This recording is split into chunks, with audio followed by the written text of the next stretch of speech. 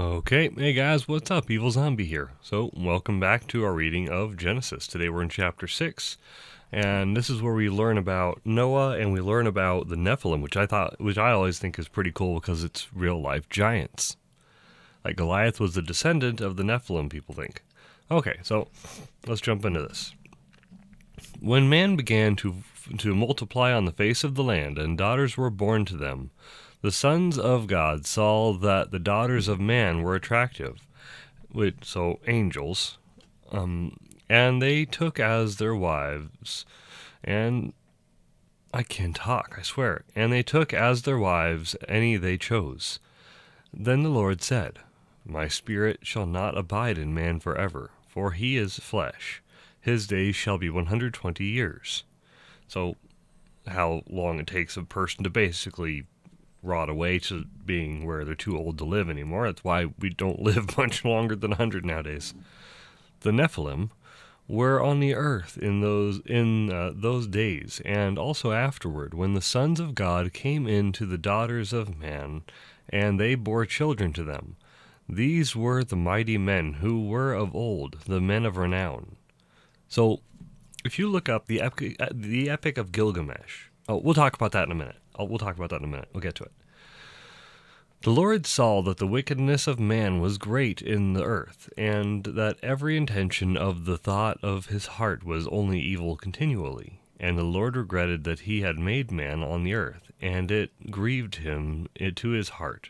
So the Lord said, I will blot out man, whom I have created from the face of the land, man and animals, and creeping things, and birds of the heavens, for I am sorry that I have made them.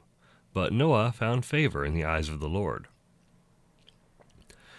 These are the generations of Noah. Noah was a righteous man, blameless in his generation.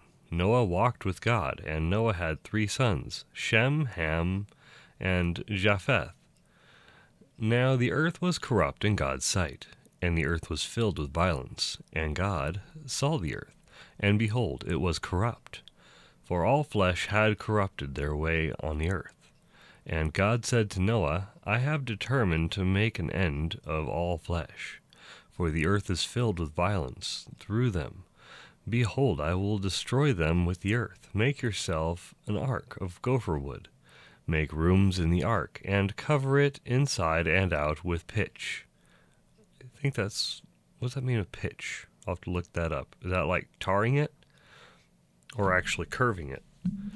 Make the rooms in the ark, and cover it inside and out with pitch. Okay, this is how you make it. The length of the ark, 300 cubits. I think it's like 3 football fields, right? I can't remember. I'll have to look that up. Its breadth, 50 cubits, and its height, 30 cubits. So this is a long ark. Make a roof for the ark, and finish it to a cubit above, and set the door of the ark on its side. Make it with lower, second, and third decks. For behold, I will bring a flood of waters upon the earth to destroy all flesh in which is the breath of life under heaven. Everything that is on the earth shall die. But I will establish my covenant with you, and you shall come into the ark, you, your sons, your wife, and your sons' wives with you. And of every living thing of all flesh, you shall bring 2 of every sort into the ark to keep them alive with you. They shall be male and female, of the birds according to their kinds, and of the animals according to their kinds. Of every creeping thing on the ground according to its kind. 2 of every sort shall come into you to keep them alive. Also, take with you every sort of food that is eaten, and store it up. It shall serve as food for you and for them. Noah did this. He did all that God commanded him.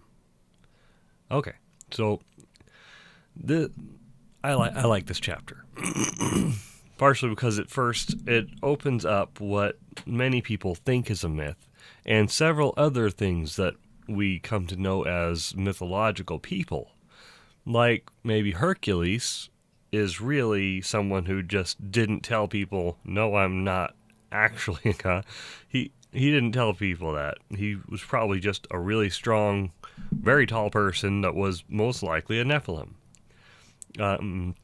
Same thing with Gilgamesh, the Epic of Gilgamesh. Gilgamesh is known to be the first Mesopotamian king? Epic of Gilgamesh. I'm looking that up. Mesopotamia. Yeah, he was one of the earliest kings of Mesopotamia, and one of the oldest surviving actual texts in history. Like, even now, one of the oldest surviving ones, written right after the flood, written very shortly after the flood, because it does mention the flood, is the Epic of Gilgamesh. So maybe Noah's family wrote about him, because, well, it does mention him directly. It does mention the flood happening directly. Like, this is before the Great Flood, so this is a factual thing, and many people do believe that he was a real person. And there are pictures of him holding things like lions in one arm. Like, he would have been a very tall person. We're talking like 15 feet. About. I can find out how tall he was according to the pictures if we want to scale it. I don't know how accurate the scales would be, but who knows? If people can build the pyramids, they can be pretty accurate about things with stone. How tall is Gilgamesh? It's a crazy name to spell. People thinks that apparently he was 11 cubits, which is like 17 feet. So I was pretty close, according to the picture. From when I saw the drawing, kind of like the chiseled out drawing of what he looked like holding a lion, someone that tall would have been able to hold a lion like a cat. Like, it's ridiculous. He is a big person. But the heroes of Renown, that's what it says specifically. Here it is.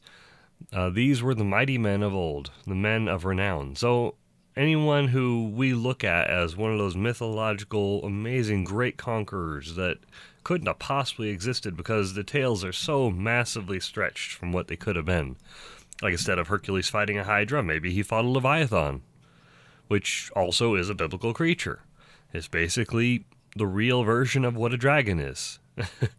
It talks about spears and swords not being able to pierce its hide, but maybe someone that is incredibly strong and literally half angel could have fought a Leviathan in person, like one-on-one, you know? So it might have just stretched the tale from there, and then people started talking about the Hydra. I don't know, it's really interesting to think, because it's not a what if the giants, it is they were existing. These were real people. The Nephilim were a real creature. They were literally hybrids, and God was pissed off because that shouldn't have happened. So that's why he wiped them all out. They're only mentioned at one time in the Bible, to my knowledge. I'd have to look that up. I'm not a scholar. I do have a degree, but it's in programming. It's nothing related to any kind of actual knowledge, like studying a field, research field, not at all. So I'm not an expert, but there are experts who'd probably back me up on this. Look up apologetics. Apologetics are great. I like doing that and dabbling in it for fun. But again, I'm not an expert. Go talk to your pastor for more advice on that. I love just learning about that, because it's one of those things that makes me wonder what it would have been like to stand next to one of them, you know, just to see an amazing feat of strength from someone that gigantically tall. It's just awesome. I don't know, it just seems really cool. So I'm also a big kaiju fan. I like Godzilla movies, things like that. I mean, you can't see it from here. Got a big old, oh yeah, you can see it. A big old Godzilla tattoo. I'm a big fan of like Godzilla and giant monsters. It's just my thing. But that just seems awesome. If we still had a Nephilim nowadays, I would find them an Ultraman suit that could fit, because that'd be cool. Anyways, everyone, thanks for watching. I appreciate you. We'll catch up next time with Genesis 7. So have a good one, everyone. Bye.